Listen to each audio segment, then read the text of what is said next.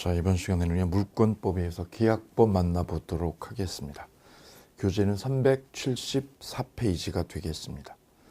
자, 먼저 계약이라는 개념을 우리는 이렇게 이해를 합니다. 두 당사자, 즉 쌍방 당사자의 합의로 성립하는 법률 행위, 이거를 우리는 계약이라고 하죠. 자, 그래서 개념부터 먼저 책에 있는 내용을 살펴보도록 하겠습니다. 계약은 서로 대립하는 의사표시 합치, 즉 합의로 성립하는 법률 행위, 이걸 계약이라고 그래요. 따라서 계약이 이루어지려면 당사자가 두 사람을 전제로 한다는 거죠. 두 사람의 대립되는 의사표시, 즉 청약과 승낙의 합의로 성립하는 법률 행위, 이걸 우리는 계약, 이렇게 부르게 됩니다. 자, 그리고요, 그 계약법의 가장 중요한 뼈대가 되는 것 중에 하나가 뭐냐면 계약 자유 원칙입니다. 즉 계약은 계약 당사자가, 두 당사자가 자유롭게 그 내용도 그 다음에 과정도 형성하고 만들어간다는 거죠. 이 점에서 물권법하고 대비가 됩니다. 왜냐하면 물권법은 물권 법정주의 원리가 작동이 되어서 계약 자유가 보장이 안 되죠. 그러니까 물권법은 강행 규정의 속성을 띠는 데 비해서 계약법은 거꾸로 계약 자유가 보장된다는 점에서 커다란 차이가 있어요. 그래서 이번에 374페이지 이번에 계약 자유와 그체한 옆부분에다 이걸 하나 넣어주시면 되겠습니다. 우리가 공부했던 물권법의 논리 구조와 계약법의 논리 구조가 기본적인 논리의 뼈대가 다르다는 거죠. 요거를 먼저 염두에 두고 들어가셔야 되겠다는 거예요. 그래서 이걸 정리를 하면 물권법은 물권 법정주의 규정이 작동이 되어서 물권법은 강행 규정으로 대부분 구성이 되어 있어요. 대부분.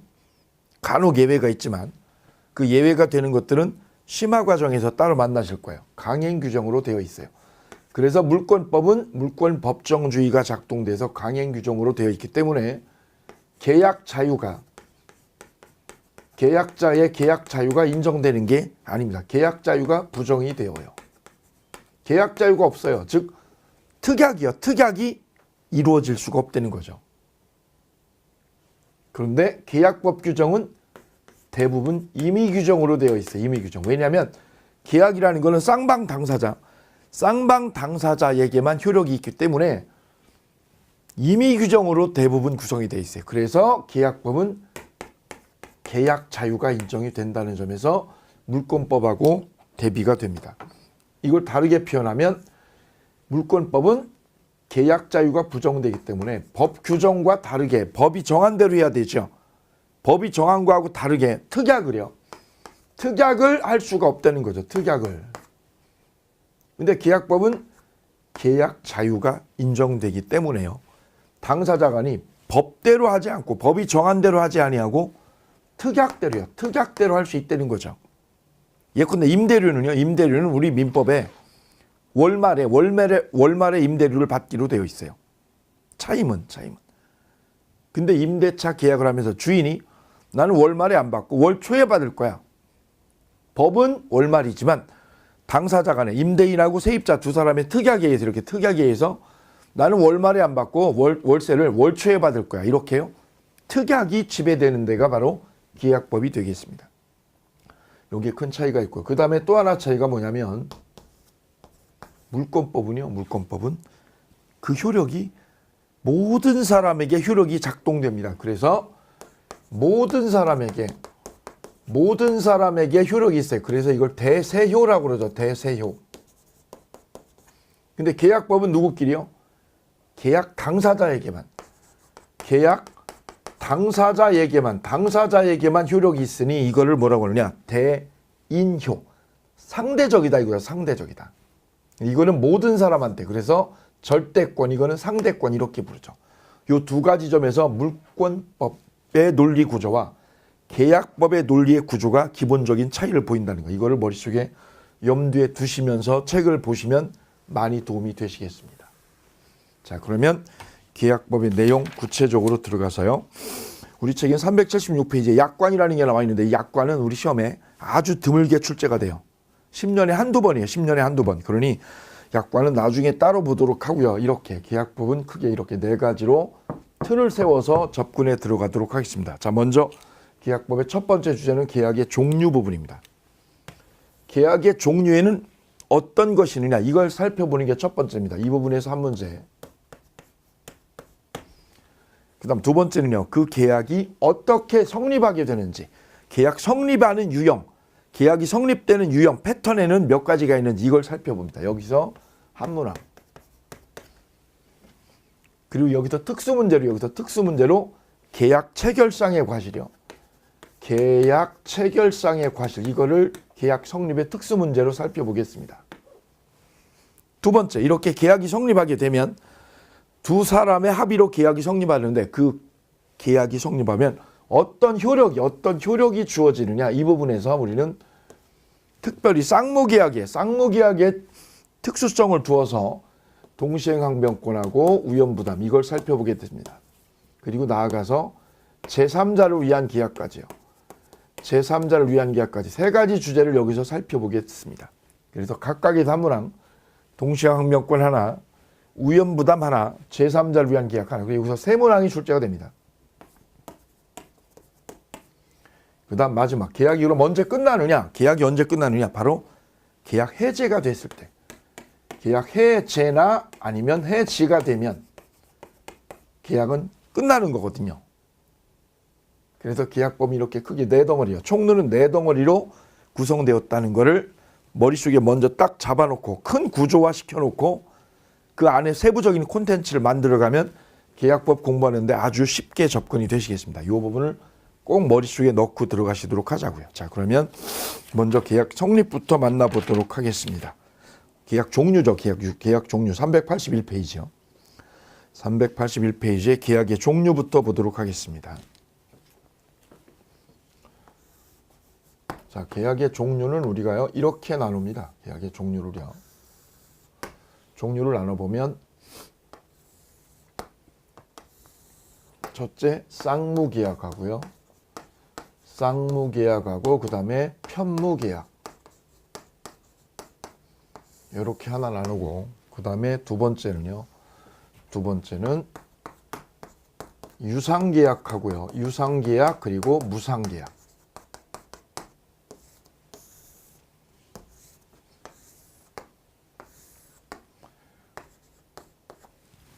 그 다음에 세 번째는 낙성계약 그리고 낙성계약하고 요물계약.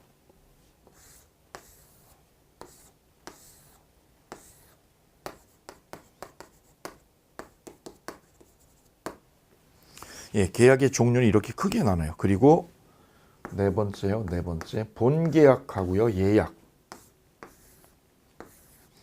본계약, 예약하고 본계약.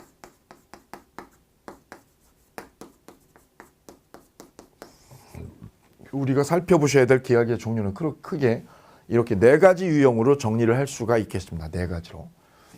쌍무계약, 편무계약. 자, 이 부분 먼저 보도록 하겠습니다. 자, 교재 381페이지. 그 계약 종류 우리 책에는 첫 번째 전형계약, 비전형계약이 나와 있는데요. 이 부분은 시험에 출제되지 않아요. 즉 전형계약은 간단하게 보면 우리 민법전에 계약이 정해져 있어요. 그 계약의 종류가 정해져 있는데 민법전에 정해진 계약, 그 계약을 전형계약이라고 부르고요. 민법전에 이름이 없는 거를 우리는 비전형계약 이렇게 불러요. 매매나 임대차 이거는 우리 민법전에 있거든요. 그걸 전형계약이라고 그래요. 예. 근데 프로야구 선수가 구단하고 계약하는 거, 이 계약이 우리 민법전에 이름이 없어요. 그런 형태의 계약을 비전형계약 또는 무명계약 이렇게 부르기도 합니다. 자, 그래서 이제 본격적으로 보셔야 될 거는 쌍괄호 2번에 있는 쌍무계약 그리고요 편무계약 이 부분을 다루는 거예요. 먼저 쌍무계약. 자, 집을 매매 계약을 하면 A가 가지고 있는 집을 B한테 10억에 매매하기로 계약을 했다고 가정을 하면 매매 계약이 맺어지면 매도인은 급부로 집을 이전해 줄 의무가 생기죠. 집을 상대방한테 줄 의무가.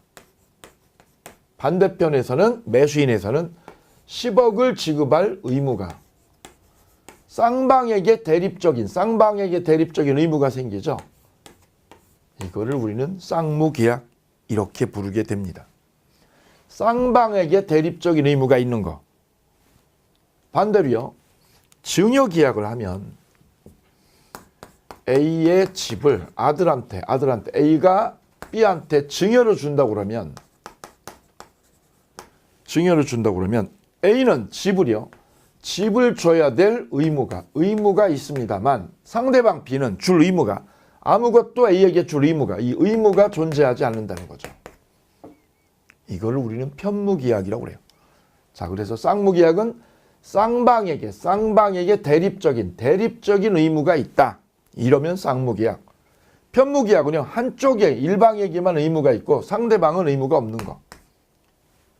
가장 대표적인 게 증여가 되겠습니다. 이렇게 이해를 하시면 간단히 이해가 되시겠죠. 자, 그래서 쌍무계약과 편무계약 이렇게 이해를 하시고 그 종류를 구체적으로 기억하시면 돼요. 매매계약.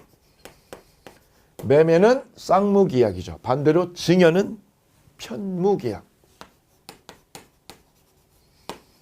나아가서 그 추가적으로 더 살펴보셔야 돼요. 교환을 하면 이쪽에서 집을 B는 땅을 그럼 집과 땅을 우리 바꾸자. 이것도 대립적인 채무가 있죠. 집하고 땅이라고 하는 대립적인 채무가. 그래서 교환도 쌍무계약. 그럼 임대차는요. 임대차를 볼까요? 임대인은 집을 빌려주고 세입자는 임대료를 지불해야 되니까 집을 빌려주는 것과 임대료를 지불하는 게 대립적이죠. 그러니 임대차도 쌍무계약이다.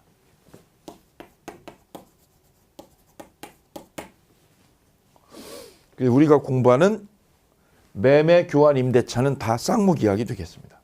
반대로 편무계약은요. 증여가 가장 대표적이고요. 그 다음에 사용대차를 보실까요? 사용대차. 집을 B한테 공짜로 쓰도록 빌려주었다면 B는 아무런 의무가 없으니 A한테만 의무가 있고 B한테는 의무가 없으니 사용대차 또한 편무계약이다.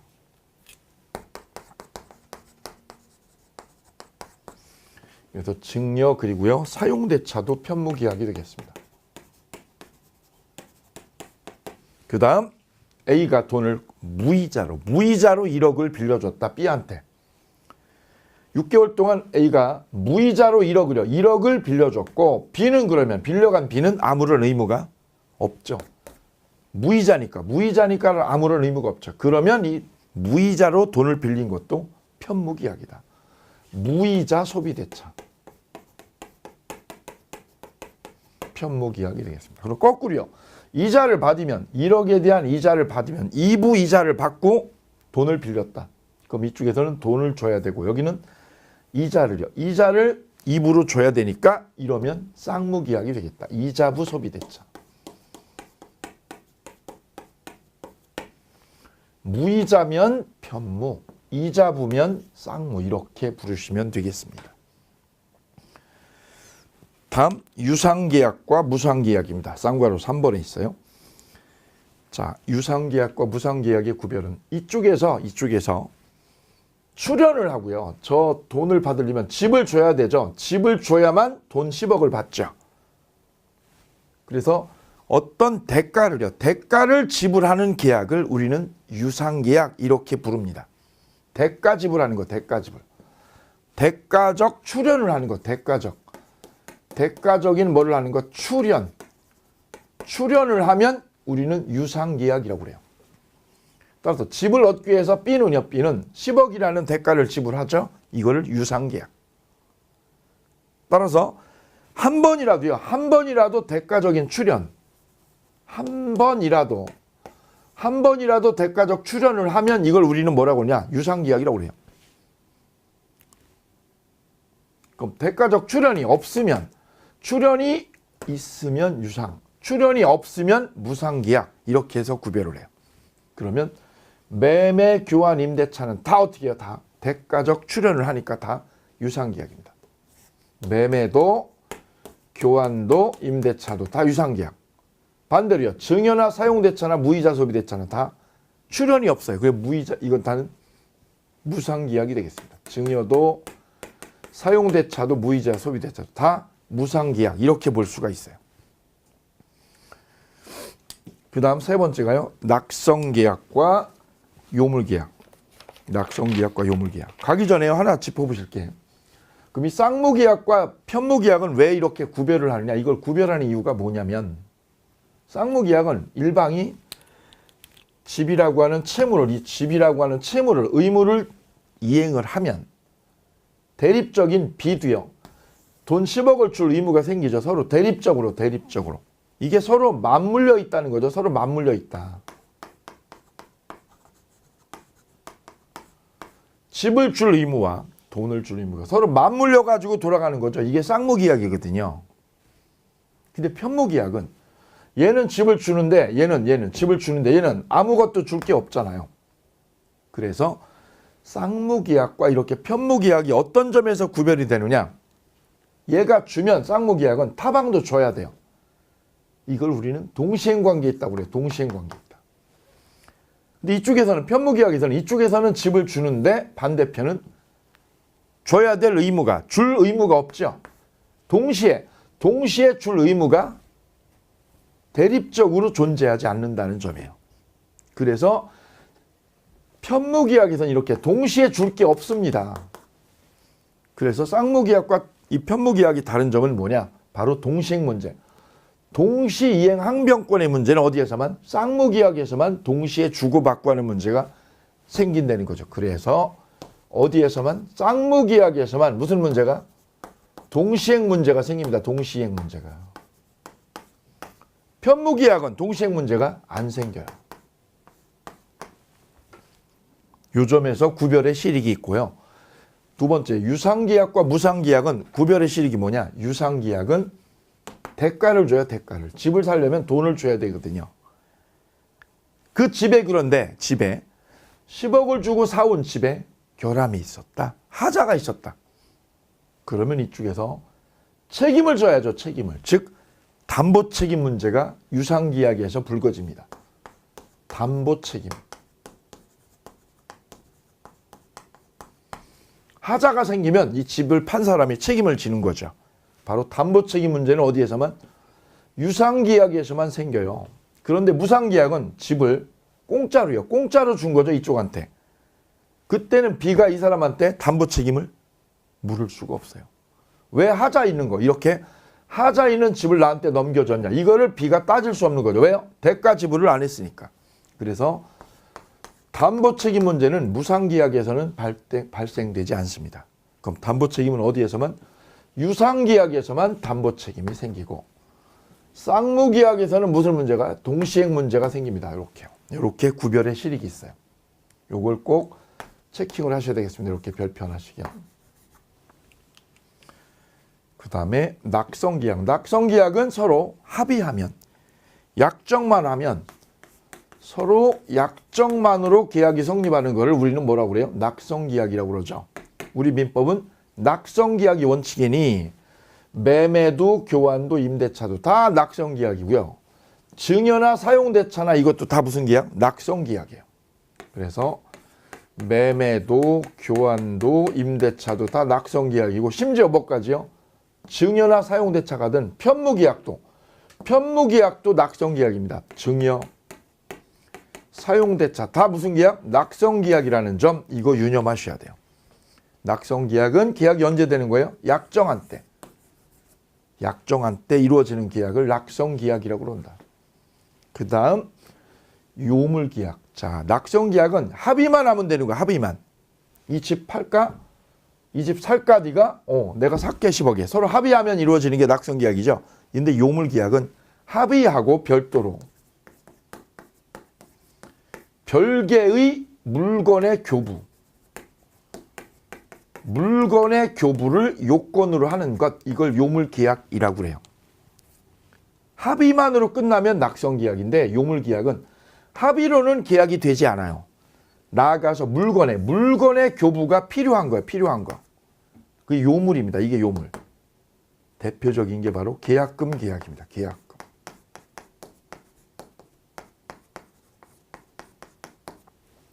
이 집을 10억에 팔기로요. 10억에 매매하기로 합의하면서 우리는 뭐를 거냐면 계약금을 걸어요. 10% 정도. 이 계약금 1억은 내가 내일 줄게. 내일 1억을 줄게 라고 합의만으로는 계약금 계약이 이루어지지 않습니다. 언제 되느냐? 그 1억을요. 계약금 1억을 교부를 해요. 교부를 해야만 계약금 계약이 맺어져요. 이거를 요물계약이라고 그래요. 우리 민법상 우리 중개사 시험 범위에서 요물계약은 딱 하나입니다. 계약금 계약 딱 하나예요. 나머지는 시험에 나오지 않아요. 대물변제 이런 거 우리 시험 범위하고 상관없어요. 전혀 손댈 필요 없다는 거 말씀드립니다. 계약금 계약 하나만 우리 민법에는 요물계약이다. 예, 여기다가 삼각형 하시고요. 그 다음 네 번째가요. 예약과 본계약이 있습니다. 예약하고 본계약. 우리 책에 보면 쌍괄호 6번에 있어요. 383페이지. 이 집을 B가 1년 뒤에 내가 1년 뒤에 살게. 1년 뒤에. 지금은 돈이 없고 1년 뒤에 내가 이 집을 살게 라고 하는 거 이걸 예약이라고 그래요. 얘가 예약을 한 거고 그거를 A가 오케이 그래 1년 뒤에 내가 너한테는 꼭 팔을게. 다른 사람한테 안 팔고 내가 너한테만 1년 뒤에 팔을게. 둘이 그래 합의가 됐어요. 그거를 예약이라고 그래요. 예약. 미리 하는 거죠. 미리 하는 거. 미리 하는 약속을 예약이라고 해요. 그래 읽어보면 장래 일정한 계약 체결할 거를 미리 약정하는 계약을 예약이라고 하고요. 그 예약에 터잡아 장차 체결될 계약 그걸 본계약이라고 그래요. 그럼 오늘 예약을 했다. 부동산에서 1년 뒤에 이 집을 B한테 넘기기로 예약을 하고 그럼 1년이 지나서 둘이 만나서 본계약을 이제 하게 되는 거죠. 따라서 예약을 했다라는 얘기는 뭐냐? 나중에 본계약을 하기로 미리 약속을 한 거니까 미리 약정을 한 거니까요. 예약을 했다라는 거는 이 집을 1년 뒤에 넘겨주겠소라고 합의를 한 거니 예약을 했다라는 거는 의무를 부담한 거예요. 넘겨주겠다. 집을 꼭 너한테만 넘겨주겠다는 의무 부담을 한 거니까 예약은 곧 의무 부담 행위다. 다른 말로 의무 부담의 다른 말은 채권 행위다. 채권 계약이다 이렇게 부르는 거예요. 예약을 했다라는 말은 나중에 내가 집을 꼭 너한테 넘겨주겠다라고 약속한 거니까 그게 의무 부담이죠. 의무 부담 행위의 반대말은 채권 행위죠. 채권 행위. 그래서 예약은 곧 채권 계약이다. 그래서 거기다 하나 정리하시면 돼요. 그리고 마지막 줄에 보시면 위에서 넷째 줄 보시면 예약은 항상 성질상 채권 계약이라는 의미가 이거예요. 거기에 삼각형합니다. 예약은 항상 무슨 계약이다? 채권 계약일 수밖에 없다. 왜? 나중에 해주겠다는 약속이니까 채권이 생긴 거예요. 채권이 서로. 얘는 집을 줄 의무가, 얘는 돈을 줄 의무가. 채권이 생기는 약속을 미리 한 거죠. 미리 약속한 거니까 예약은 언제나 채권 계약일 수밖에요. 자, 이 부분이 우리 시험에 출제되는 한 문항짜리가 되겠습니다. 계약의 종류에 관한 전반적인 고찰이 되겠습니다. 그러면 매매는요. 매매는 쌍무계약, 편무계약. 쌍무계약이고 유상계약이고 그 다음에 낙성 불효식이다. 매매만 그런가요? 교환도 그렇죠. 교환도 임대차도 동일합니다. 위하고 동일해요. 반대로요. 증여나 지금 보셨던 사용대차, 증여나 이 사용대차는 쌍무가 아니라 뭐예요? 편무계약이죠. 편무계약이고 유상이 아니라 무상계약이죠. 그리고 낙성불효식은 똑같아요. 그래서 매매하고요 증여가 다른 점은 이거예요. 매매는 쌍무 유상인데 증여나 사용대차는 편무 무상이다. 뒷부분은 똑같죠. 낙성계약이고 불효식인 건 똑같아요. 이건 다 똑같아요. 이렇게 계약의 종류에 관한 정리를 하고 넘어가도록 하겠습니다. 다음 계약 성립 383페이지. 자, 그럼 계약은 언제 이 계약이 이루어지느냐? 먼저 계약이 이루어지려면 당사자가 한 사람이 아니라 두 사람이어야 되죠. 대립되는 두 당사자가 있어야 됩니다. 두 사람이요. 그래서 청약자가 있고 승낙자가 있어야죠. 두 사람이 있어야죠. 두 사람. 일단 계약은 혼자 하는 게 아니라 쌍방이 하는 거니까 당사자가 두 사람. 그래서 청약자 그리고 승낙자 두 사람이 있어야 되고요. 의사표시도 두 개가 있어야 돼요. 이쪽에서 먼저 한 거. 내 땅하고 공장을 네가 사라. 10억에 사라. 이쪽에서 먼저 제안을 했죠. 의사표시를 했어요. 내 땅하고 공장을 사시오. 10억에. B가 그 땅과 공장을 내가 10억에 사겠소. 라고 의사표시가 되어서 두 대립되는 두 사람의 의사표시가 합의가 되면 거래 조건에 대한 합의가 딱 되는 순간 계약은 되는 거죠. 따라서 계약은 언제 되느냐? 합의 시에 됩니다. 합의 시에. 이쪽이 요구 조건으로 내세웠던 10억이요. 10억을 요구를 했고 이쪽에서 저 땅값하고 건물값으로 10억을 오케이 하면 계약이 이루어진 거죠. 이루어진 거예요. 합의가 됐을 때 우리는 계약이 맺어졌다, 성립했다라고 하는 거죠. 근데 우리 민법 조문에는 합의라는 표현 대신에 약정을 했다 이거죠. 약정했다. 약정을 하면 계약은 맺어진 거예요. 그리고 우리 민법 563조는 매매는 이렇게 설명을 해요. 매매는 매도인이 일방이 재산권이요. 재산권을 이전하기로 약정을 하고 상대방이 대금을 지급하기로 뭐 할 때 약정할 때 성립한다라고 매매를 선언을 하고 있어요. 바로 매매는 언제 되느냐? 계약은 합의 시에. 합의 시에 되는 거죠. 약정한 때. 이걸 우리는 방금 전에 뭐라고 했느냐? 낙성계약이라고 그랬어요. 매매는 언제 되는 거냐? 낙성계약이기 때문에 뭐만 하면 합의만 하면 계약이 되는 거예요. 이때 얘가 요구한 10억을 얘가요. 나 그렇게는 못하겠다. 나는 8억 이상 못 줘. 8억 이상 못 줘. 이걸 끝끝내 고집을 했다 이거죠. 그러면 두 사람 간의 계약이 결렬이 되죠. 왜? 이쪽 요구 조건 10억, B의 요구 조건 8억. 그럼 합의가 이루어지지 않죠. 결렬되죠. 그걸 우리는 불합의라고 불러요.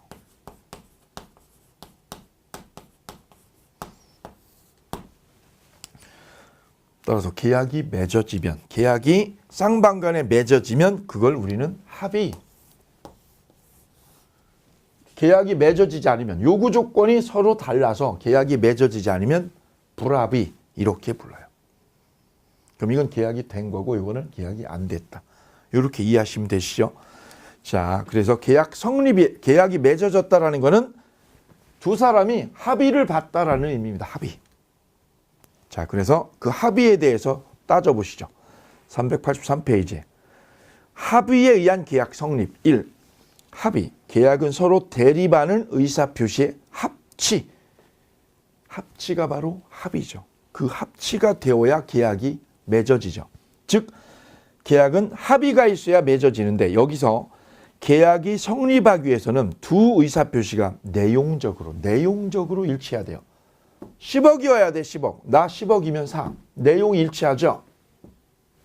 그리고 상대방에 대해서도 합의가 이루어져야 계약이 맺어져요. 즉 무슨 말이냐면 A가 B한테 이 땅하고 건물을 B한테 10억에 판다고 그랬어요.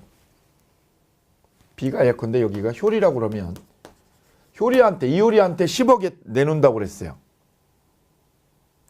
그런데 효리가 망설이는 사이에 효리 옆에 있었던 이영자가 얘 요구대로 10억에 사겠소라고 C가 하면 영자가 오케이 하면 10억에 계약이 되냐 이거죠. 즉 상대방이요. A가 원했던 상대방, A가 거래를 원했던 상대방은 C가 아니라 누구예요? 효리한테 10억에 팔겠다는 거죠. 영자한테 팔겠다는 게 아니라 누구한테요? 효리한테 10억에 팔겠다는 거지. 근데 그걸 누가요? 영자가 효리가 아닌 영자가 10억에 산다고 그러면 계약이 되느냐? 이거는 계약이 되지 않아요. 왜? 상대방이. 얘가 원했던 거래를 원했던 상대방은 B거든요. C가 아니거든. 따라서 C가 오케이 해도 A하고 C 간에는 계약이 성립하지 않습니다. 상대방에 대한 합의가 안 됐기 때문입니다. 자, 그래서 그 부분에 주관적 합치 밑에다 써보시죠. A가 B에게 제시한 청약을 누가요? C가 승낙하면 A가 B에게 제시한 청약을 누가요? B가 아니라 누가? C가 승낙하면 C하고 A 간에는 A하고 C 간에는 계약이 된다 안 된다? 불성립한다. 왜? 상대방이 다르기 때문에. 따라서 계약이 올곧게 성립하려면 내용도 맞아 떨어져야 되고 상대방에 대해서도 거래 상대방에 대해서도 합의가 이루어질 때 계약이 맺어진다는 거죠. 자, 그거를 객관적 합치 그리고 주관적 합치가 있어야 된다. 이렇게 기술을 합니다. 다음 불합의요. 두 의사표시가 일치되지 않은 거를 우리는 불합의라고 그래요. 불합의. 이때 불합의에는 두 가지가 있어요. 의식적 불합의와 무의식적 불합의. 두 가지가 있어요. 가령 얘가 10억에 판다고 그랬어요. 10억에. 그런데 얘가요. 끝끝내 8억으로. 나 8억 아니면 그 8억 안 주면 나 못 사. 그럼 얘 요구 내용과 B의 요구 내용이 같아요, 달라요? 다르죠? 얘가 의식을 한 거죠. 의식을 한 거예요. 이거를 의식적 불합의. 얘는 의식을 가지고 한 거예요. 저거는 내가 8억 이상 못 주겠다고. 이거를 의식적 불합의. 두 번째요. 무의식적 불합의가 있어요. 무의식적 불합의의 삼각형. 무의식적 불합의는 뭐냐면 A가 100만 달러. 얘가 100만 달러를 제시했어요. 100만 달러. B요. 효리도 뭐라고요? 그래. 100만 달러로 내가 살게. 100만 달러로. 그럼 이거 합의가 된 거죠? 그런데 알고 보니 얘가 얘기했던 달러는 미국 달러고 얘는 홍콩 달러였다면 화폐 값어치가 다르죠. 외견상으로는 동일한 것 같지만 실질적인 내용이 다르죠. 그것을 우리는 무의식적 불합의라고 그래요. 야, 미국 달러하고 홍콩 달러 값어치가 달라. 그래서 이거는 계약이 된 거야? 안 된 거지. 불합의지, 불합의. 이렇게 이해하시면 쉽게 파악이 되시겠습니다. 그 다음 뒤로 넘겨서 숨은 불합의와 착오의 구별 문제 있어요. 불합의는 계약이 된 거야, 안 된 거예요? 안 된 거예요, 결국은. 불합의라는 것 자체가 계약이 안 됐다는 거거든요. 이거는요, 계약이 된 거고요.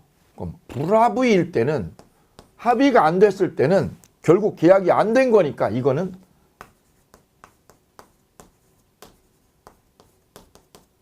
착오 취소를 못 한다는 거예요.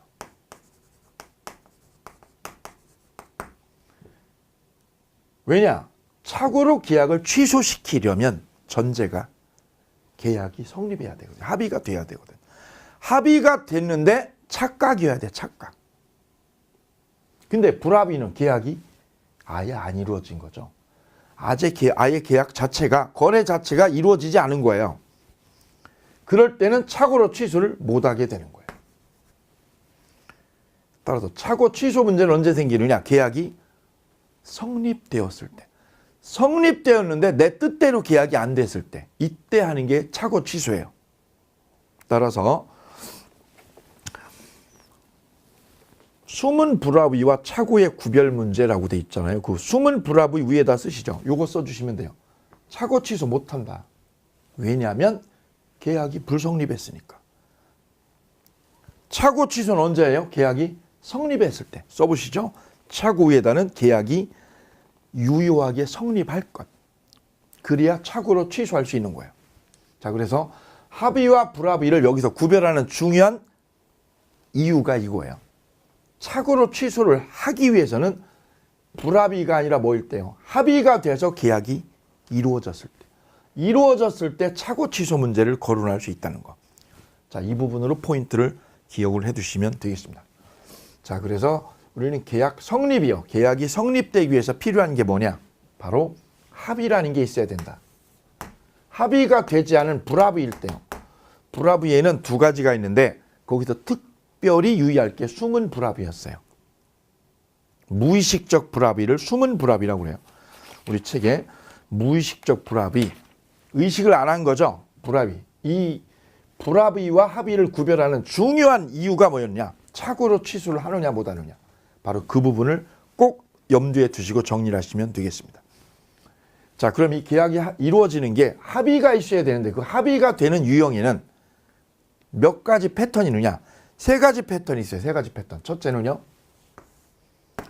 청약과 승낙의 합의. 이 패턴으로 계약이 되는 유형. 이게 하나 있고요. 두 번째 패턴은 교차 청약입니다.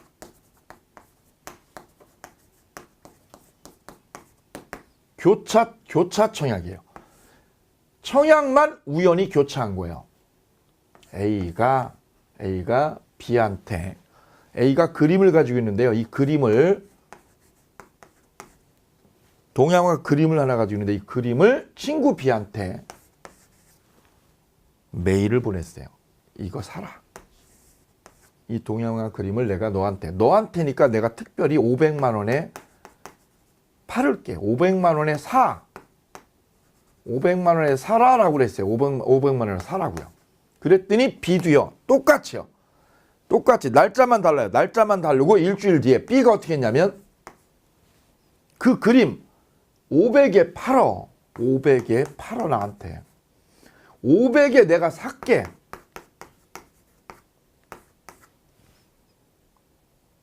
라고 얘가 메일을 보냈다면 얘는 500에 판다고 그랬고 얘는 500에 산다고 그랬죠. 이렇게 청약만 한 거죠. 청약만. 얘도 청약을 B도 청약을. 승낙은 없어요. 지금. 승낙이라는 건 존재하잖아요. 다만 얘도 제안을 한 거고 얘도 제안을 한 거예요. 즉 뭐만요?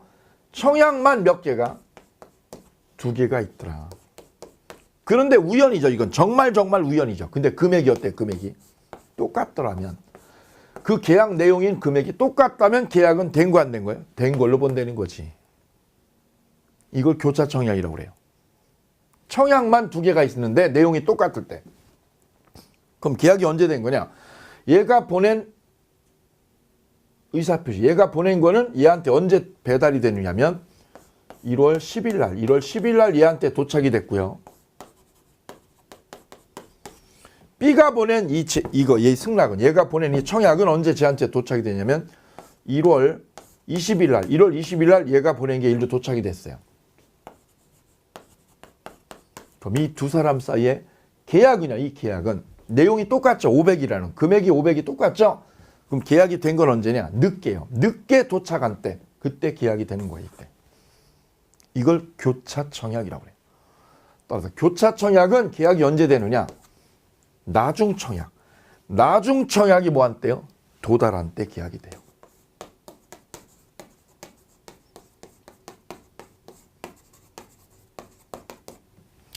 여기가 포인트요. 나중 청약이 뭐한 시점? 도달 시점의 별표. 도달 시에 거래가 계약이 맺어진다. 이렇게 이해하시면 되겠습니다. 그 다음 세 번째 패턴이요. 계약이 성립하는 세 번째 패턴은 이거예요. 의사실현이에요.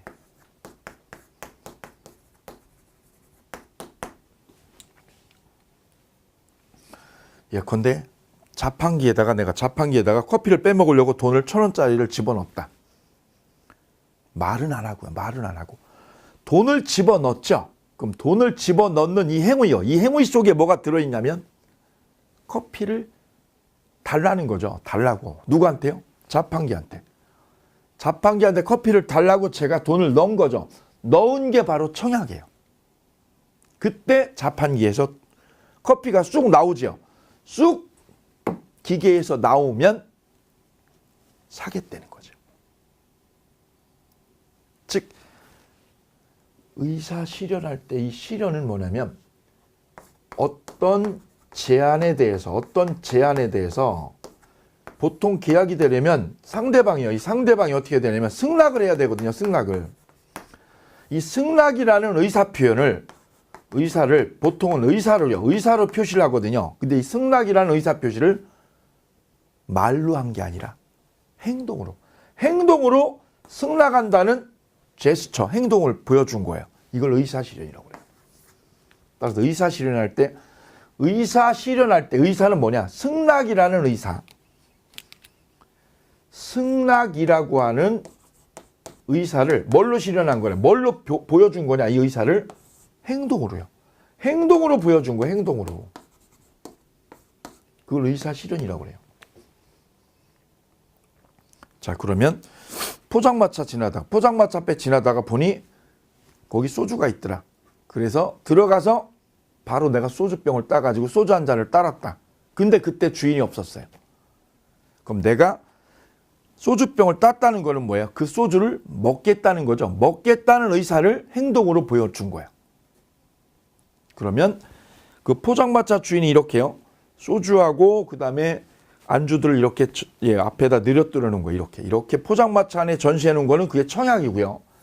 청약이고 내가 저 소주하고 안주를 먹겠다는 의사 표현을 뭘로 했느냐? 행동으로 드러냈죠. 행동으로. 그게 바로 의사실현이에요. 그럼 이 계약은 언제 되느냐? 내가 행동을 한 때요. 행동을 한 때 의사표시가 이루어진 거니까 이때 계약이 된 거예요. 그걸 우리 민법에는 뭐라고 규정을 하느냐면 사실행위가 있는 때.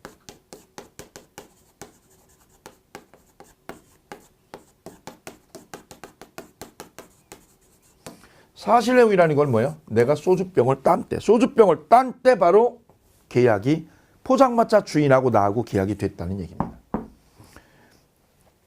그래서 여기서 유념하실 부분은 계약이 성립하는 패턴이 유형이요. 계약 성립하는 유형, 패턴이 세 가지라는 거. 이걸 먼저 머릿속에 두시고 첫째 패턴이 청약과 승낙 패턴으로 두 번째 패턴은요. 교차 청약 패턴이죠. 이건 언제 계약이 되느냐? 나중 청약이에요. 나중에 보낸 청약이 뭐 할 때? 도달할 때 된다는 거죠. 도달. 세 번째 패턴은 의사실현인데요. 의사실현할 때 의사는 뭐냐? 승낙이라는 의사를 뭘로요? 행동으로 표출한 거죠. 그래서 계약은 행위가 있을 때 계약이 맺어진다는 거예요. 세 가지 패턴의 계약 성립 유형이 존재를 하고 그 첫 번째인 청약과 승낙에 의해서 계약이 성립하는 부분, 바로 이 부분을 조금 더 들어가서 살펴보도록 하겠습니다. 자, 시험은요, 이 부분에서 이 세 가지 패턴에서 한 문제를 출제를 매년 하고 있습니다. 그리고 여기다가 별 3개 하지요. 자, 먼저 청약. 청약은 뭐냐면 먼저 한 거예요. 내 땅하고 공장을 사라. 10억에 사라. 먼저 제안한 걸 청약이라고 그래요. 자, 이때 청약과 승낙에 몇 가지 중요한 차이점이 존재하는데요. 그 부분을 잘 구별하시면 시험 문제 푸는데 많은 도움이 되십니다. 자, 청약하고 승낙의 기본적인 차이가 뭐냐면 이렇게 비교적으로, 대립적으로, 이렇게 대조적으로 정리를 할 수 있습니다. 먼저 세 가지만 차이점을 드러내 드리면 첫째, 청약은 뭐냐면 청약은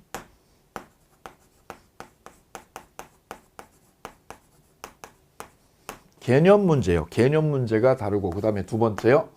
청약의 상대방. 청약의 상대방에서 승낙과 달라요. 그 다음 세 번째요. 세 번째 다른 점은 뭐냐면 청약의 효력 발생입니다. 청약의 효력이 언제 이 청약의 효력이 얘가 제안한 청약이 효력이 언제 발생하느냐. 이 효력 발생이 달라요. 효력 발생 시점. 세 가지 점에서 구별이 돼요. 먼저 청약의 개념. 청약은 먼저 제안한 거예요. 먼저 상대방한테 제안한 걸 청약이라고 그래요. 이때 청약이라고 하기 위해서는 어떤 의사표시가 청약이라고 정의를 내리기 위해서는 반드시 갖춰야 되는 요건이 뭐냐 이거예요. 청약이라고 하기 위해서는 계약 내용을, 거래 조건을 구체적이고 확정적으로 확정적으로 표시해야 됩니다. 구체적이고 확정적인 표시. 이렇게 해줘야 이걸 청약이라고 정의할 수 있어요. 구체적이어야 된다고 첫 번째고요. 구체성을 가져야 되고 두 번째는 정해야 돼요. 금액이 얼마인지를.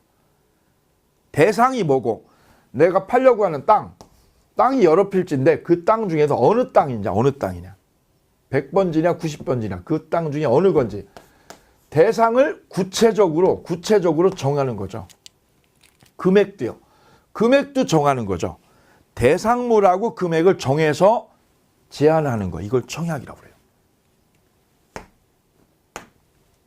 그럼 우리가 부동산에 보시면 금매물 이렇게 부동산에 붙어 있어요.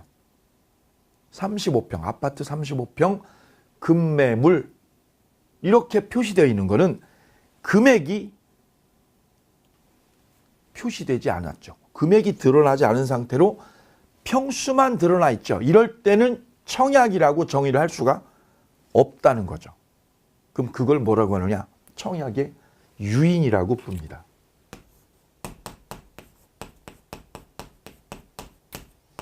그래서 우리는 청약이라는 개념과 청약의 유인이라는 개념을 구별지어서 이해를 해 주셔야 된다는 거죠. 금매물이라고 표현이 되어 있고 금액이나 대상이 정해져 있지 않다. 그러면 이거는 우리는 청약이라고 하지 아니하고 유인이라고 그래요.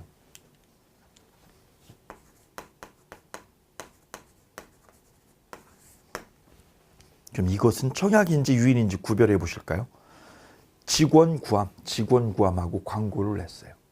근데 그 직원 구함하고 업종 나와 있어요. 업종, 제조업, 인원 몇 명. 그런데 금액이 근로자에게 지급할 금액, 월 급여액이 얼마인지가 제시되지 않은 채로 구인 광고를 냈다면 이거는 청약입니까? 유인입니까? 바로 유인이죠. 왜? 금액이나 내용이 구체적으로 확정되지 않았다는 거죠. 이걸 우리는 유인이라고 그래요. 반대로 전세 구함, 신혼부부 원하고 금액은 1억 5천이다. 이러면 금액도 내용도 확정되어 있죠. 이걸 청약이라고 그래요. 반대로 전세 구함 그래 놓고요. 금액이 없어. 연락처만 있고. 방 4칸, 신혼부부 원함, 전화번호만 있고 이럴 형태는 청약이라고 할 수 없고 유인이라고 이해하시면 되겠습니다. 따라서 청약이라고 정의하기 위해서는 반드시 필요한 게 두 가지예요. 구체적이고 확정적인 의사표시가 들어갔을 때 그거를 청약이라고 정의한다. 두 번째, 청약의 상대방. 그럼 청약은 누구한테 하느냐? 이걸 주문을. 이 땅이나 집을 팔겠다는 걸 상대방을 누구한테 하느냐? 누구를 상대방으로 삼느냐? 청약은 아무나 돼, 아무나. 상대방이 누구냐? 효리도 되고 지나가는 사람, 모든 사람을 대상으로 할 수 있기 때문에 청약의 상대방은 특정인이어도 되고요. 특정인을 상대로 해도 되고 나 효리한테만 팔 거야 이렇게 해도 되고요. 효리뿐만 아니라 누구요? 불특정 다수, 지나가는 사람 다. 불특정인도 됩니다. 근데 반대로 이 승낙은요. 이 청약과 달리 승낙은 효리가 사겠다고 그랬다. 저 땅하고 건물을. 그럼 승낙자인 효리는 누구한테 답변을 해줘야 되느냐? 사겠다는 의사표시를 바로 청약자한테만 승낙을 할 수 있다는 점이에요. 지나가는 사람한테. 청약자가 아닌 지나가는 사람한테는 얘가 승낙을 해도 그거는 법적으로 의미가 없는 거죠. 따라서 승낙의 상대방은 누구냐? 승낙의 상대방.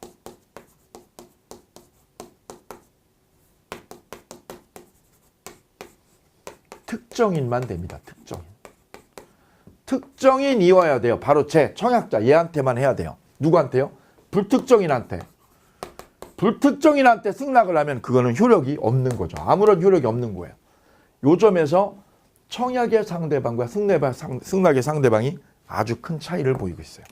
즉 불특정인에 대한 청약은 되죠. 근데 불특정인에 대한 승낙은 안 된다는 점에서 다르다는 거죠. 그 다음 청약이요. 이 청약은 효력이 언제 생기느냐? 얘가 한 청약. 땅하고 공장을 10억에 판다고 그랬죠. 그럼 이 청약은 언제 효력이 생기느냐? 상대방한테 배달이 돼야죠. 효리한테 배달이 돼야 효력이 생기죠. 그래서 도달주의가 적용이 돼요. 도달 시에. 청약은 효력이 언제 생기느냐? 도달한 때. 상대방한테 도달한 때 효력이 생겨요. 그래서 이게 도달이 되고 나면 청약이 도달 후에는 철회를 할 수 없어요.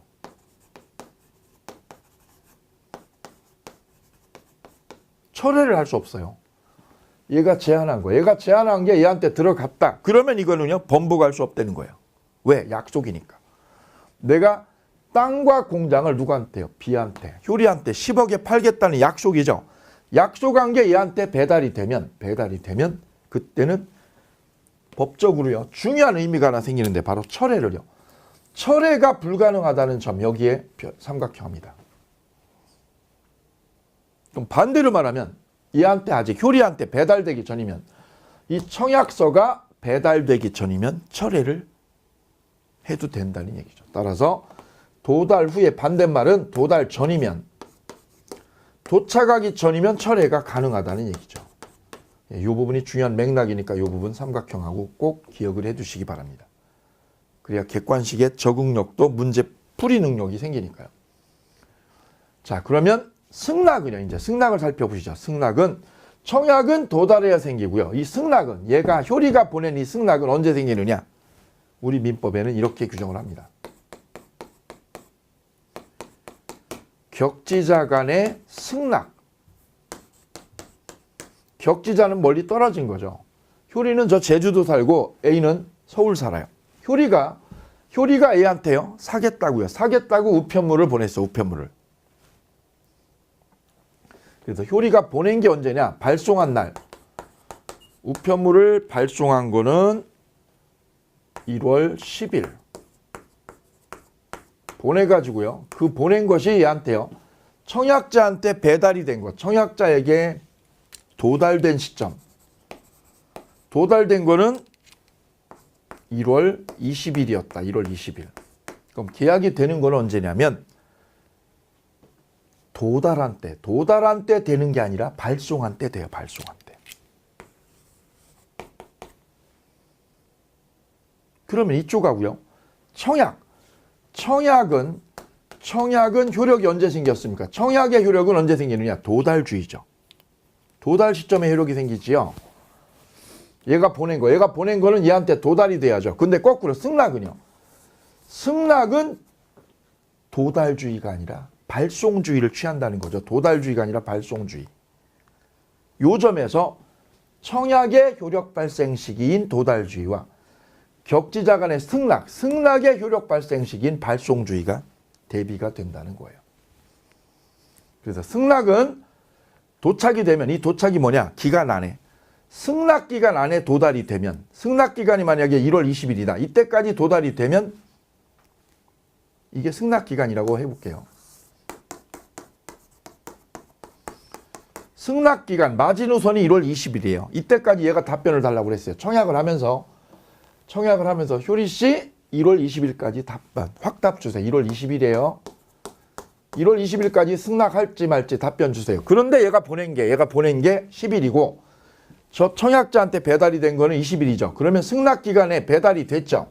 배달이 되면, 승낙 기간 안에 배달이 되면 언제 되느냐? 계약은 발송한 때 돼요. 발송한 때. 보낸 때 돼요. 발송주의라는 거예요. 이게 민법 531조예요. 531조. 그래, 격지자 간의 승낙은요. 격지자 간의 승낙은 뭐 할 때? 발송할 때 된다는 거죠. 여기 별 3개. 그래서 청약과 승낙이 이렇게 차이점을 보여주고 있다는 걸로 정리를 하시면 되겠습니다. 자, 먼저 한 게 청약이고요. 승낙은 나중에 한 거예요. 나중에 한 거. 그죠?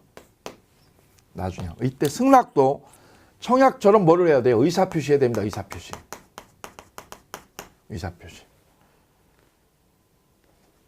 요 점에서는 똑같아요. 다만 2번하고 3번이요. 극명한 차이를 보이고 있다는 거. 그래서 청약의 상대방과 승낙의 상대방이 다르고, 두 번째요.